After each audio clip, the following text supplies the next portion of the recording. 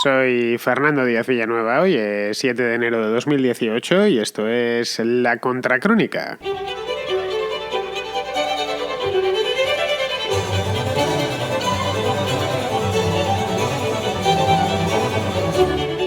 Bienvenidos a la Contrarréplica, la primera del año, de este año que acabamos de estrenar, de 2018.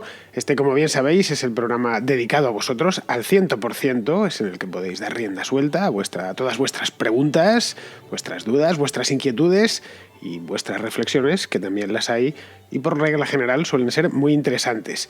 Bien, os doy el teléfono, como hago todos los domingos, de la Contrarréplica, que sirve también para el contraplano y para la contraportada. Es el número de WhatsApp. Apuntadlo, para los que no lo tengáis, es el 690 82 7909. Repito una vez más, 690 82 7909. Con el más 34 delante si vuestro teléfono móvil resulta, por estas cosas de la vida y de la geografía, que no está en España, es decir, que no es español, no está registrado en una operadora española, entonces tenéis que ponerle un código internacional. En ese caso es más 34, que es el código internacional de España, para que lo sepáis. Y si no lo sabéis, ya os lo digo yo, os lo recuerdo, pues si echáis una novia o algo así en España, pues que sepáis que tendréis que marcar el más 34 para llamarla por teléfono y decirle cosas bonitas. Muy bien, pues no perdemos ni un segundo más y vamos de cabeza directos a esta primera contrarréplica.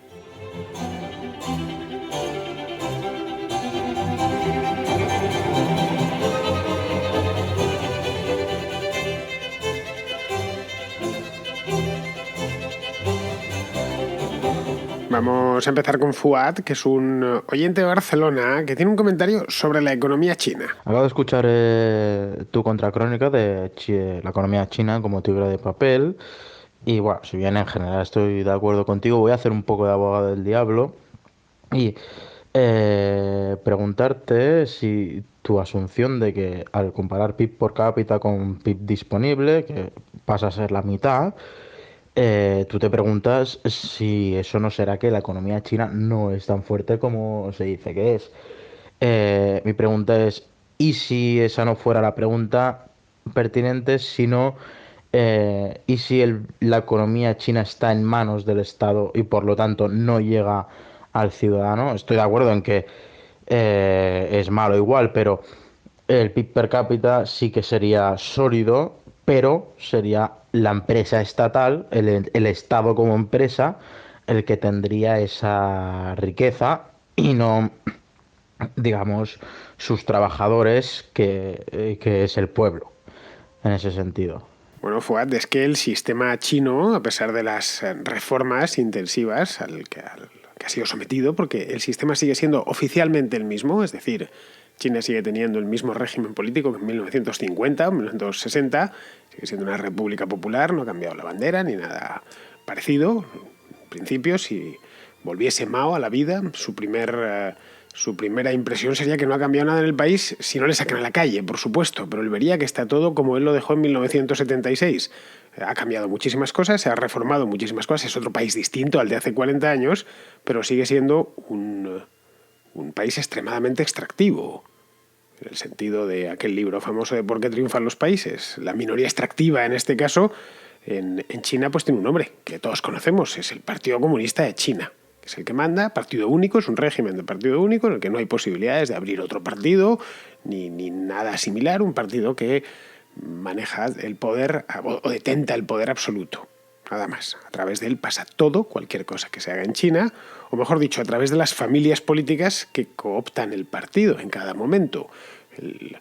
Digamos que es en algunos rasgos parecido a lo que fue el franquismo, el que no era un régimen dictatorial, pero no completamente monolítico. Había familias que iban repartiéndose tartas de poder, a veces prevalecía una, otras veces prevalecía otra.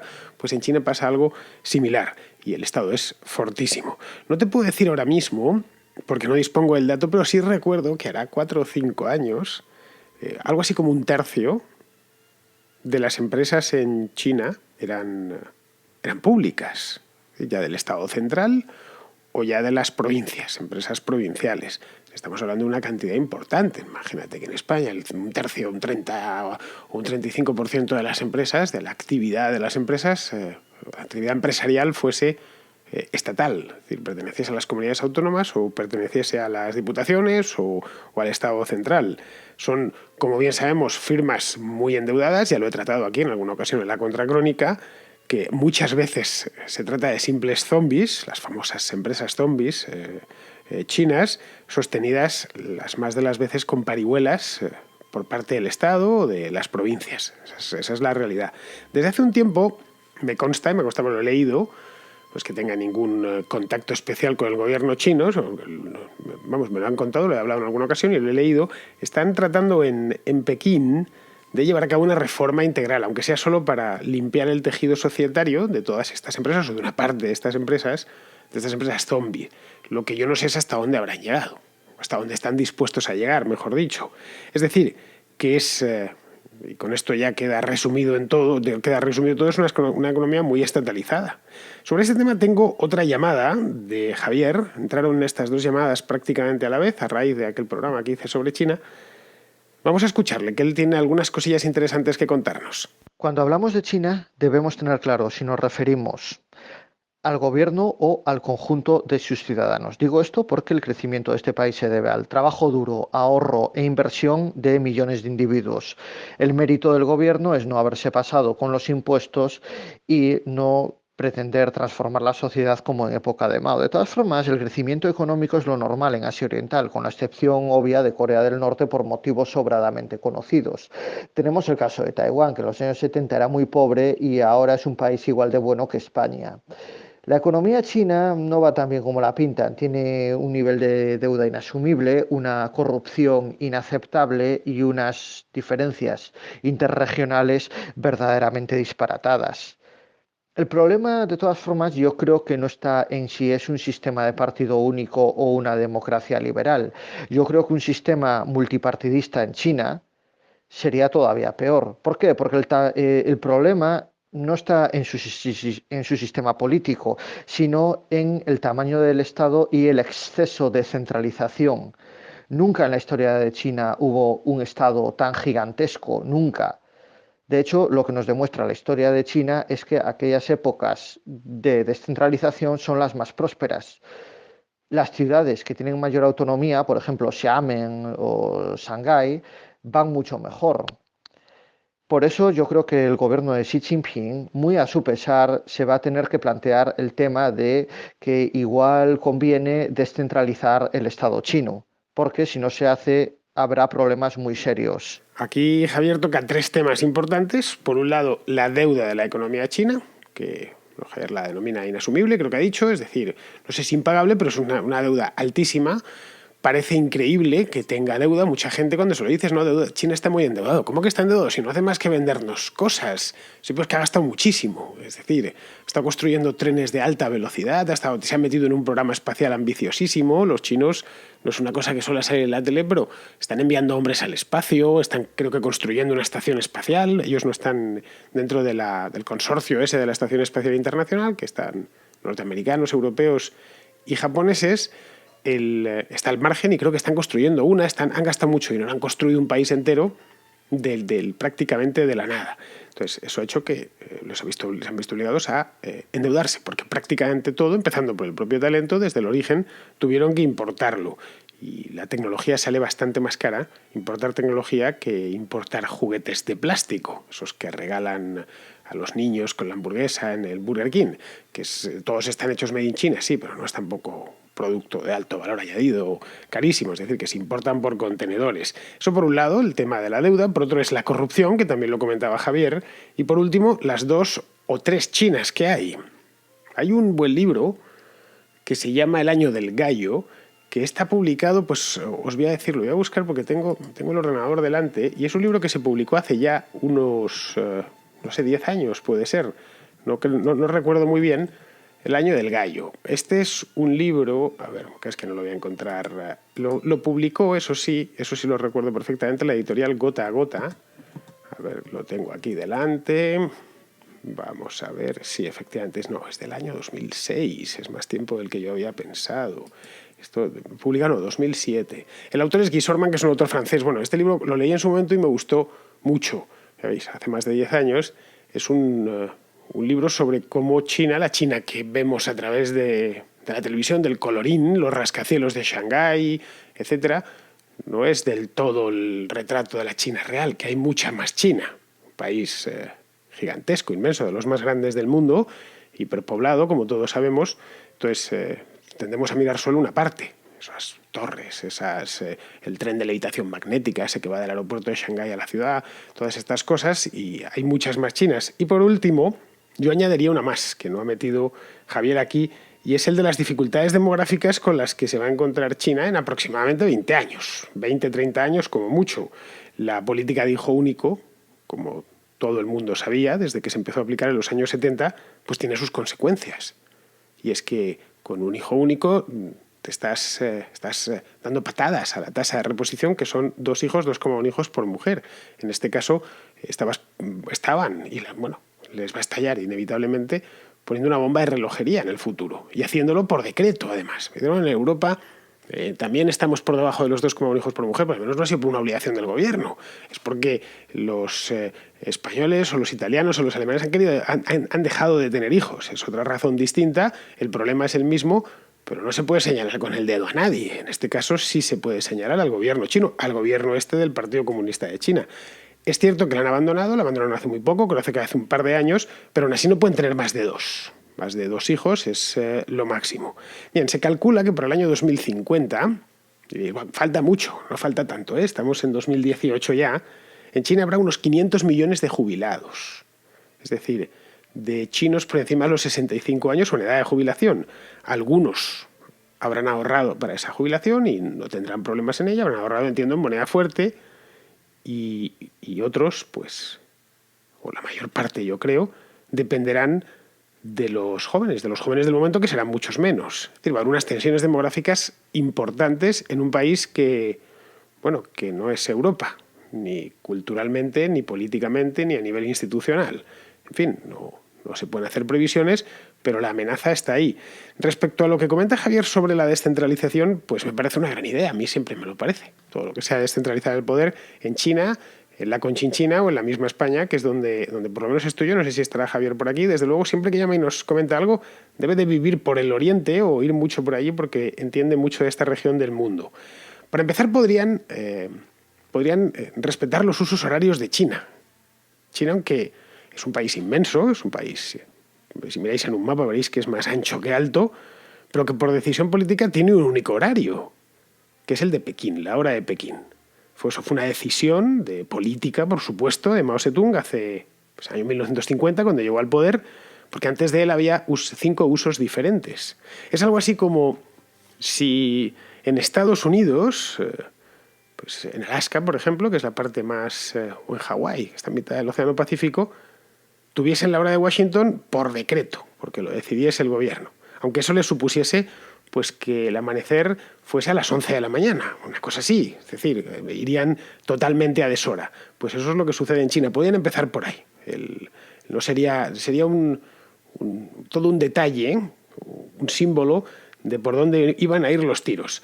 Muy bien, pues vamos a dejar China y nos vamos a Barcelona, a Pineda de Mar concretamente, donde está Pablo Caldera, que es un habitual de la Contrarréplica, que tiene una cuestión sobre el anarquismo. Mi pregunta es sobre el anarquismo. Quería preguntarte, básicamente, ¿cómo sería un país anarquista?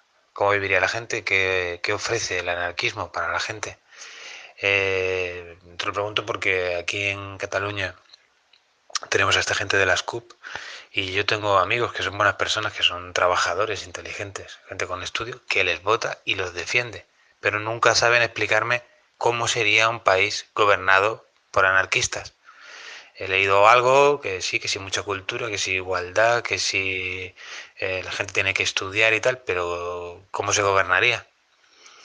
También preguntarte por qué se peleaban con los comunistas en la guerra civil y en definitiva eso, ¿cómo sería un país con un gobierno anarquista? ¿Qué ofrecen?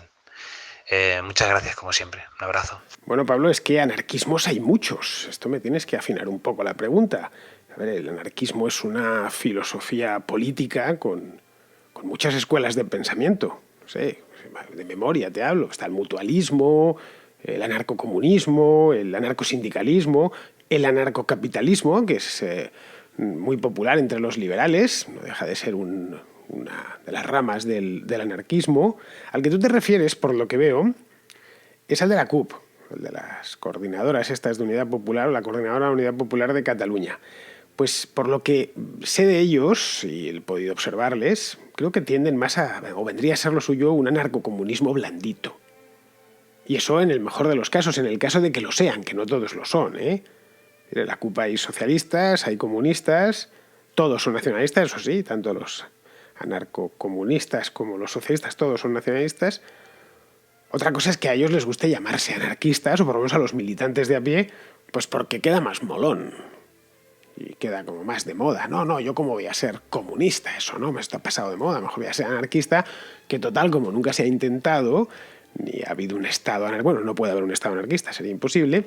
Aunque sí sé, en España sí hubo un experimento serio del anarquismo. Chomsky, de hecho, lo estudia, para él es su referente. La España o la revolución anarcosindicalista durante la guerra civil. Dice que es el único momento en la historia en el que ha habido algo parecido a un sistema anarquista gobernando de aquella manera, porque estaban en plena guerra.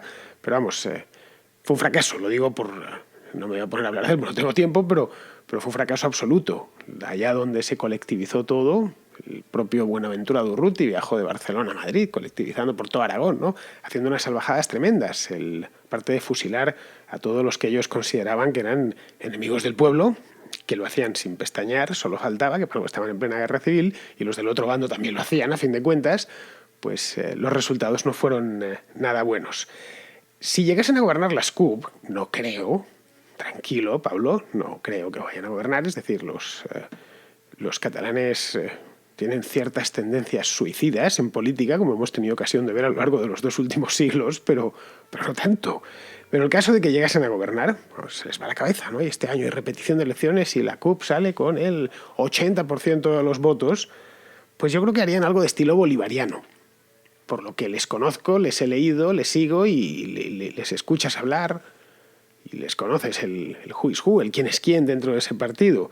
El régimen bolivariano es un régimen al que ellos, al menos todos sus líderes, admiran.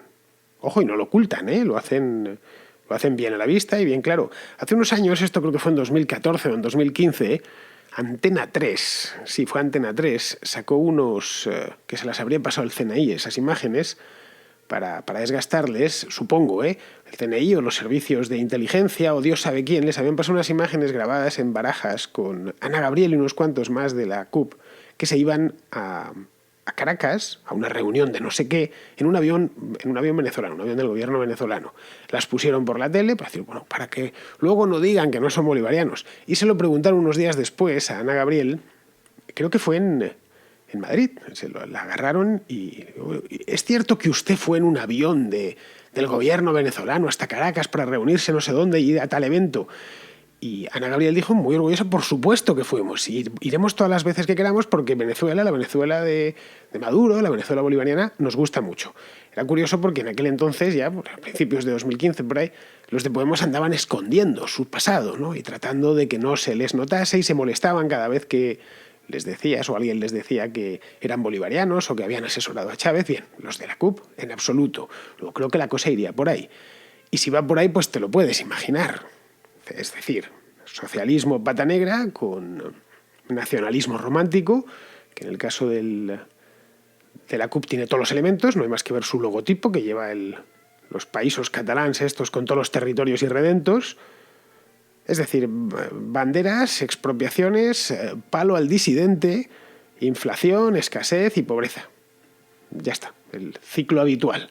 Todo fragmentando a la sociedad entre buenos y malos. ¿Quién serían los malos? Bueno, pues los malos muy fácil en estos regímenes, Son todos los que se oponen a ellos y tratan de arrebatarles el poder. Esto sucedería también, ineluctablemente. Respecto al anarquismo, este que me comentas, el histórico, del que hablaba antes, en España, no era de este tipo, era básicamente anarcosindicalismo. La CNT, es decir, como esa palabra que aborrezco, pero que se utiliza mucho, nucleado en torno a la CNT. Pues la CNT es porque sigue existiendo Confederación Nacional del Trabajo y eso era el anarcosindicalismo histórico en España de la primera mitad del siglo XX. Y la guerra civil terminó a palos con los comunistas, por la simple razón de que se negaron a obedecer al Partido Comunista. No había más. Los hechos de mayo del 37 en Barcelona, la guerra civil dentro de la guerra civil fue eso.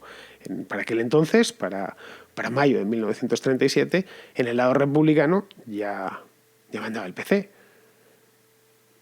Es decir, ya los comunistas eran quienes manejaban a su gusto la república.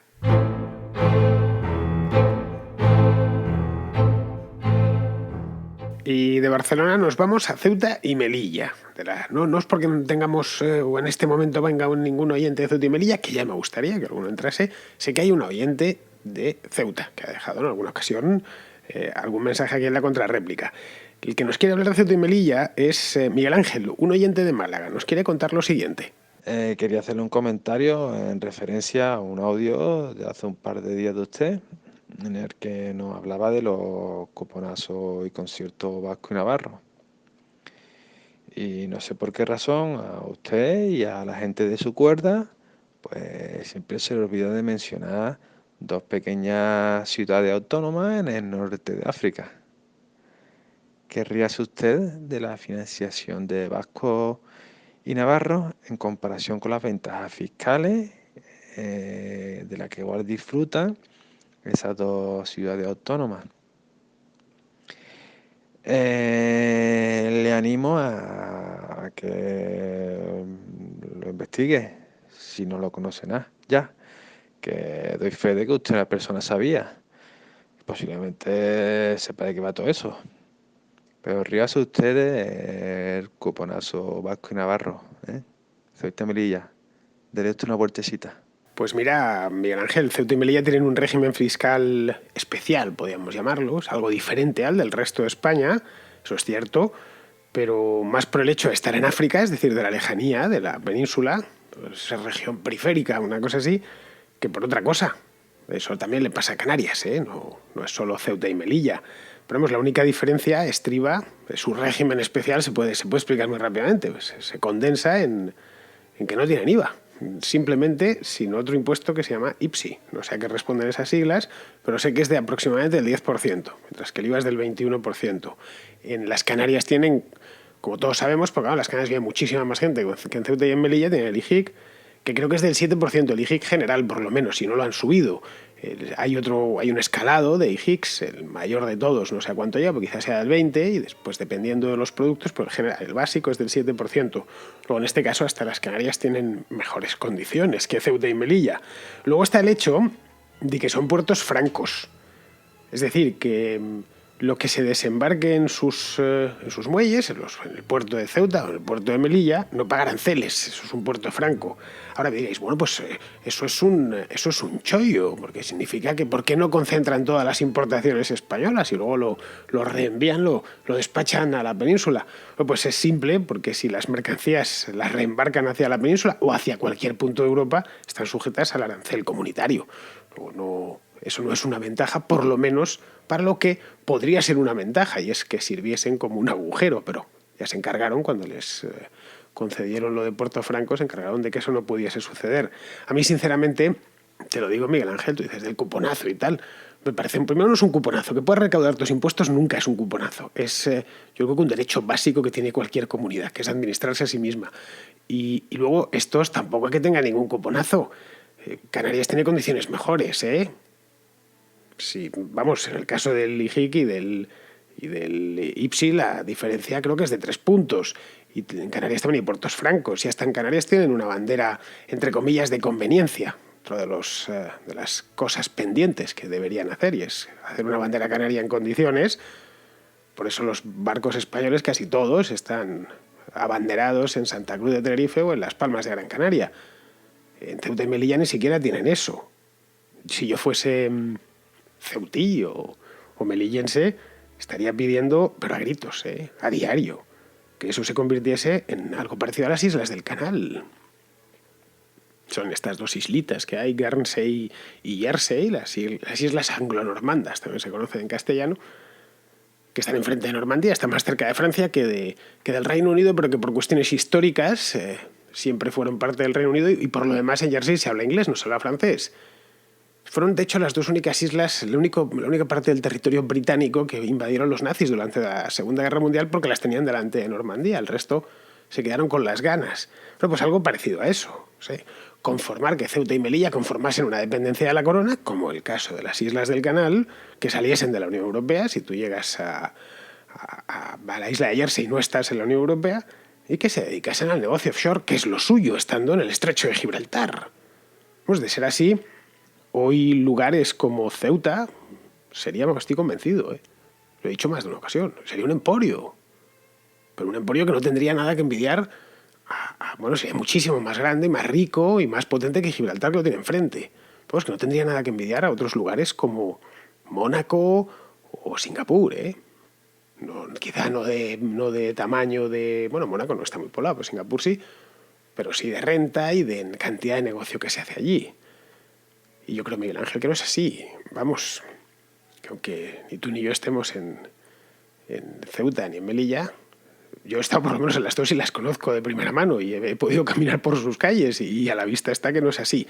Muy bien, pues vamos a seguir con Miguel, que es un oyente de Madrid, que quiere tirarme de las orejas y además tirarme con mucha razón de las orejas a cuenta del programa este que hice el mes pasado sobre las energías renovables. Te quería hacer un pequeño comentario, un apunte, un tirón de orejas, llámalo como prefieras.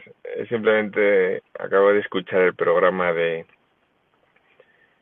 de las energías renovables y los coches eléctricos que has hecho, y he escuchado un comentario tuyo acerca de, bueno, que hace años había instalaciones fotovoltaicas que a modo de picaresca o de fraude producían por la noche. Y es simplemente un pequeño apunte referente a esto. Esta es una noticia falsa que salió en los medios hace años y más tarde la antigua Comisión Nacional de la Energía en varias ocasiones la desmintió. Y aparte de decir que no había nadie a quien se le hubiera detectado un fraude, pues sí parece que se debió a simplemente un error de programación de un contador en el que salía como que producía por las horas nocturnas, por la noche, y por el día no producía nada. Vamos, que era una noticia falsa y un bulo. Entonces, esta noticia salió un poco por estas campañas de desprestigio que hace el gobierno de un colectivo, siempre antes de atacarle o antes de recortar algún tipo de derecho. Suele sacar este tipo de noticias, estos bulos, los medios entusiastas, que son casi todos, pues lo publicitan. Y al final, pues es un poco esto de miente que algo queda, y este es el ejemplo, ¿no? Que 7, 8, 9 años después, un periodista informado como tú, y aparentemente honrado, no lo dudo, pues repite una mentira que en su día ya se desmintió, pero lo que queda es la mentira. Lo que queda es la mentira y nadie... En fin, que es un poco triste que se difundan mentiras, luego se desmientan por las personas más autorizadas, en este caso la propia Comisión Nacional de Energía, pero al final se siguen repitiendo como chascarrillos, como verdades, como mantras, este tipo de mentiras que parece que no, pero hacen daño a gente, y lo único que se consigue con esto pues es lo que se pretende, desprestigiar a colectivos concretos. Nada más, era un pequeño comentario, un pequeño desahogo. Gracias y enhorabuena por tu programa. Pues mira, Miguel, ya me lo dijeron al día siguiente. Yo la verdad es que me lo había dejado ahí, y esta cosa que oyes, lo agradecí, Cuando me lo dijeron dije, caray, pues no lo sabía. No. Yo pensé que era real. Esta noticia debe de ser del año 2010, una cosa así, sí, de ahora 7, 8 años.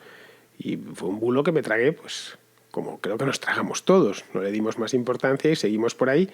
Y ahí lo había dejado en algún rincón de mi mente, y cuando estaba hablando de energía fotovoltaica pues me salió. Evidentemente, en el caso de haber sido un fraude, hubiera sido un fraude muy limitado.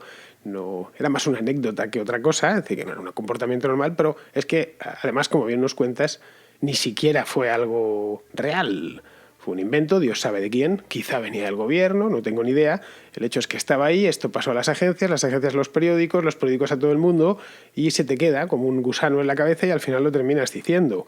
Esta reflexión que nos haces sobre las noticias falsas es muy cierta. Lo peor no es la noticia falsa en sí, lo peor es que la mentira se queda ahí.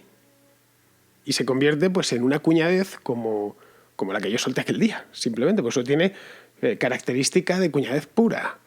Es algo que lo has soltado, que te ha salido por la boca, que ha bajado directo del cerebro, te ha salido por la boca y que ni siquiera lo has filtrado. Básicamente porque otras veces lo has dicho y nadie te ha llevado la contraria. Seguramente porque ellos también tienen el gusano.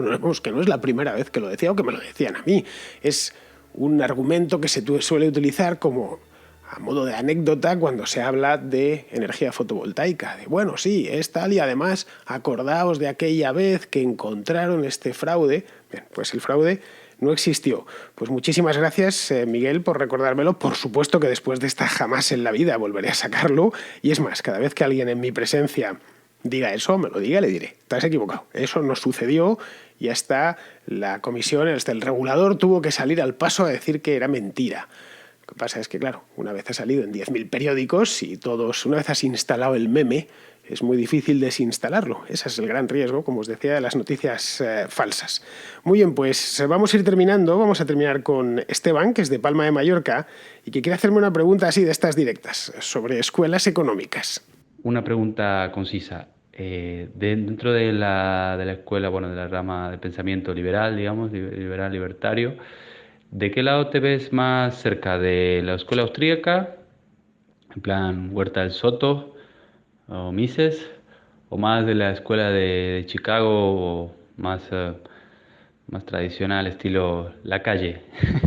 Ya sé que no te gustan mucho las etiquetas y que, bueno, no te gusta, bueno, dentro de la libertad que piensas, crees que estos son igual tonterías, pero seguramente tendrás un poquito una tendencia más para un lado o para otro dentro de tus pensamientos y tus principios.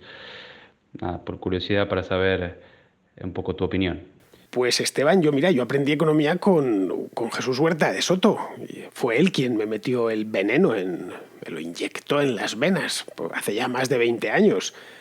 Personalmente porque iba a su clase, no estudiaba yo ni Derecho ni Economía, pero yo estudiaba Historia, pero me iba a su clase de oyente, aunque parezca mentira, y me aficioné tremendamente a la economía. Bueno, me aficioné tremendamente a la economía y me hice hasta liberal, gracias a las lecturas que Jesús nos proporcionaba y lo bien que explicaba aquello. Por lo tanto, diciéndote esto, creo que ya casi está respondido. Si tuviera que escoger escuela, pues me quedaría con la austríaca. Ahora, yo no soy un teórico, no soy economista ni nada, ni hago estudios económicos, ni me dedico a la teoría económica. No es algo que me interese. Hay otros campos del saber que me interesan bastante más. Lo digo porque, te digo lo de austríaca porque la conozco mejor y además por muchos motivos que no me voy a poner a explicar ahora porque el programa se acaba. Pero creo que los austríacos, entrecomilladlos, no porque vengan de Austria, sino que son de la escuela austríaca, pues tienen argumentos más convincentes que los chicaguianos. Esa es mi opinión personal. Pero vamos, Milton Friedman me gusta, me gusta mucho. De joven leí Libertad de elegir y también me vi su serie. Y la serie que se dio en España creo que se dio a principios de los 80, pero que yo ya estaba vivo, pero yo a los 7 años no me interesaba en absoluto la economía, ni Milton Friedman, ni su padre, no tenía ningún interés por ello, entonces no la vi en su momento y la vi ya de mayor, de crecidito, y leí el libro. El libro lo leí en los años 90, lo tengo por aquí por casa, y es un libro que es una auténtica maravilla, es una de las obras a favor del libre mercado y de la desregulación más sugestivas que jamás se hayan escrito. Milton Friedman tenía a pesar de ser un premio Nobel, un teórico de primer nivel, tenía una gran capacidad para divulgar, cosa que no se puede decir de todos los premios Nobel ni de todos los teóricos de primer nivel. De hecho, son muy poquitos los que tienen esa capacidad para divulgar, así que también me gusta. Por lo demás, pues efectivamente, creo que lo has captado, odio las etiquetas por una razón simple. Creo que las etiquetas están concebidas para ahorrarse el pensar. Y a mí lo que me gusta es pensar, luego ni me etiqueto, ni me gusta colgarme etiquetas de la pechera. Es algo que me saca un poco de quicio, más allá de etiquetas muy difusas o muy amplias. Yo soy liberal, pues porque lo pienso. Mis ideas político-económicas son estas. y creo que no las oculto a nadie. Vamos, no, ni me dedico a vivir del liberalismo, ni me dedico a ser una especie de profeta o un predicador y a decir lo que está bien y lo que está mal, ni mucho menos. Para eso ya hay otros que lo hacen bastante bien. No tengo yo vocación de radiopredicador liberal, ni nada que se le parezca. Muy bien, pues queridos amigos, con esto damos por concluida la contrarréplica de hoy y solo me queda emplazaros a que volváis por aquí mañana. Por cierto, mañana se acaba la Navidad, lo cual entre vosotros y yo me alegro, porque es que son larguísimas las Navidades. Como sabéis, en España, entre pitos y flautas, nos metemos en casi un mes de celebraciones navideñas y uno ya el día 6 de enero está deseando que se acabe. Mañana empieza el año de verdad, el año laboral, digamos. Muy bien, queridos amigos, pues hasta mañana.